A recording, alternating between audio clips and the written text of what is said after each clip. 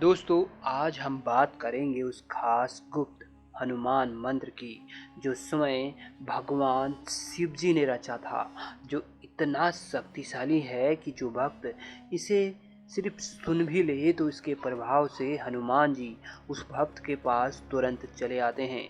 दोस्तों, यह गुप्त हनुमान मंत्र साबर मंत्र के नाम से जाना जाता है। मंत्र बताने से पहले मैं आपको बता दूं कि यह बहुत ही शक्तिशाली मंत्र है, इसलिए इसका प्रयोग आप बहुत ही सावधानी से करें और अपनी मनोकामना पूरी करने के लिए ही करें। किसी को नुकसान पहुंचाने के इरादे से इसका प्रयोग भूल से भी मत करना।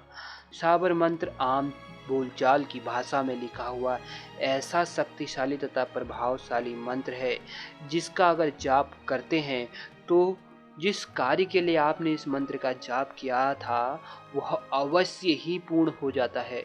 ऐसा माना जाता है कि ये मंत्र पहले से ही दिव्य शक्तियों से सिद्ध होता है। इस मंत्र की सबसे बड़ी विशेषता तो ये है कि इसका प्रभाव बहुत लंबे समय तक बना रहता है।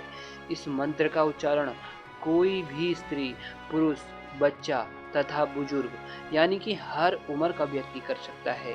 ये मंत्र हर उम्र के लोगों के लिए बहुत लाभदायक और उपयोगी है। इस मंत्र का प्रयोग आप अपने आप कर सकते हैं, यानी कि इस मंत्र को आप अगर साधना चाहते हैं तो आपको किसी भी विद्वान गुरुजी या पंडित की या फिर किसी भी बाबा आदि साधक की सहायता की आवश्यकता नहीं।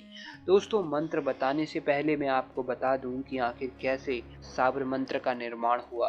दरअसल जब अर्जुन भगवान शिव के शक्तिशाली अस्त्र को पाने के लिए तपस्या करने लगे तो भगवान शिव उनकी परीक्षा लेने के लिए एक जंगली शिकारी के रूप में उनके पास आए। पूजा के बाद जब अर्जुन ने सुअर मारने के लिए अपना बाण चलाया तो शिव ने भी उसी समय अपना बाण उस सुअर पर चलाया। अब भगवान शिव और अर्जुन में यह वाद विवाद हो गया कि यह सुअर मैंने पहले मारा है। उधर शिव जी भी कह रहे थे कि यह सुअर मैंने पहले मारा है। शिव जी ने जब अपना भेष बदल रखा था, यही कारण था कि अर्जुन उन्हें पहचान नहीं पा रहे थे। अर्जुन ने भगवान शिव से कहा, मुझसे युद्ध करो, अगर युद्ध में तुम जीत गए तो सुअर मैं तुम्हें दे दूंगा और अपनी हार मान लूंगा।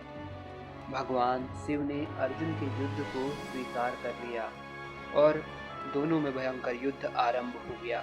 युद्ध देखने के लिए स्वयं मां पार्वती भी शिकारी का भेष बनाकर वहां आ पहुंची और भगवान शिव तथा अर्जुन के उस युद्ध को देखने के लिए सभी आदिवासी वहां पास में ही बैठ गए।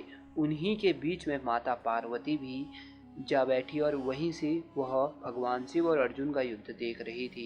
युद्ध जब खत्म होने का नाम ही नहीं ले रहा था तब स्वयं भगवान श्री कृष्ण इस युद्ध को रोकने के लिए आए और अर्जुन से बोले, जिसका रोज तप करते हो वही शिकारी के भेष में भगवान शिव साक्षात तुम्हारे सामने खड़े हैं और तुमसे युद्ध कर रहे हैं। अर्जुन ने जब उस शिकारी रूपी भगवान शिव को देखा तो उनके चरणों में जा गिरे और अपनी भूल के लिए उनसे माफी मांगने लगे। तब भगवान शिव ने अर्जुन को अपना असली रूप दिखाया। अर्जुन भगवान शिव के चरणों में गिर पड़े और पाशुपत अस्त्र के लिए प्रार्थना की। शिव ने अर्जुन को इच्छित वर दिया। वहीं उन आदिवासियों के बीच में मां भगवती शिकारी का भेष बनाकर बैठी थी और उस समय अन्य शिकारी जो वहां युद्ध देख रहे थे उन्होंने जो मांस का भोजन किया था वही भोजन मां भगवती को शिकारी समझकर खाने को दिया। माता ने वही भोजन ग्रहण किया।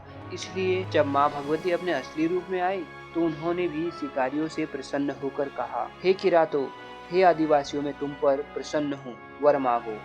इस पर शिकारियों ने कहा, हे माँ, हम भाषा व्याकरण नहीं जानते और न ही हमें संस्कृत का ज्ञान है और न ही हम लंबे चौड़े विधि विधान कर सकते हैं। आप तो बस महादेव से हमें ऐसा मंत्र दिलवा दीजिए जिससे हम सरलता से आपका पूजन कर सकें।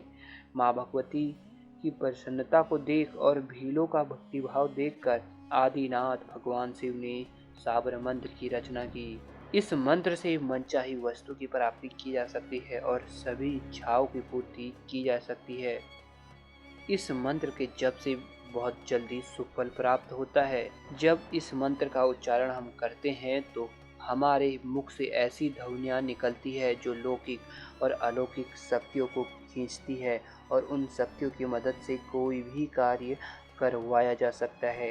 दोस्तों, अब मैं आपको बता दूं कि इसकी जाप साधना आपको कैसी करनी है। मंत्र साधना को शुरू करने से पहले अपने मन में यह आप निश्चय कर लें कि मेरे द्वारा की गई साधना से मुझे 100% सफलता प्राप्त होगी। इस प्रकार निश्चय करें और अपने इष्ट देव यानी जिस भी देव की साधना आप करते हैं, जिनको भी आप मानते हैं, उन पर पूर्ण श्रद्धा और विश्वास बनाए रखें। साधना काल में मंत्रोच्चारण करते समय अपना ध्यान आपको अपने नाभि स्थान पर या फिर आज्ञा चक्र पर या मंत्र की ध्वनि पर, इनमें से किसी भी एक स्थान पर टिकाए रखना है। मन में आने वाले विचारों को काबू में रखें, वह बाहरी वातावरण में होने वाली आवाज़ों पर बिल्कुल भी ध्यान न दें। मंगलवार की सुबह यह मंत्र जाप साधना आप कर सकते हैं। दोस्तों, यह मंत्र जाप आपको सुबह 4 बजे से 6 बजे के बीच ही करना होगा, क्योंकि इस समय देवीय शक्तियाँ जागृत रहती हैं।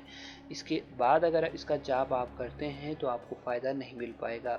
इसलिए इस बात का विशेष ध्यान रखें कि मंत्र जाप नहा धोने के बाद ही करें, यानी शुद्ध हो जाए तभी आपको इस हनुमान सागर मंत्र को जपना है। एक शांत स्थान पर आप मंत्र जाप कर सकते हैं। और दोस्तों, मंगलवार के दिन तो इसका आप जाप कर ही सकते हैं, उसके अलावा इसका जाप आप शनिवार के दिन भी कर सकते हैं, क्योंकि मंगलवार और शनिवार दोनों ही दिन हनुमान जी को समर्पित होते हैं। आपको एक शांत सा कमरा ढूंढ लेना है जहां आप इस मंत्र का जाप आराम से कर सकें और अपने सामने एक धूप अगरबत्ती आपको जला लेनी है। अब इस मंत्र को 21 बार आपको जप करना है। मंत्र है दोस्तों, ओम हनुमान पहलवान, वर्ष 12 का जवान, हाथ में लड्डू मुख में पान, आओ आओ बाबा हनुमान, न आओ तो दुहाई महादेव, गोरा पार्वती की, शब्द साचा पिंड कांचा, पूरो मंत्र ईश्वरो वाचा। दोस्तों, यह बहुत ही शक्तिशाली और हनुमान जी को सिद्ध करने वाला मंत्र है, इसलिए इसका उच्चारण बिल्कुल सही करें। दोस्तों, कहते हैं इस मंत्र का प्रभाव जो व्यक्ति जाप करता है उसे केवल 1 घंटे के अंदर ही देखने को मिल जाता है। यह मंत्र आपकी हर मनोकामना आप पूरी कर देगा।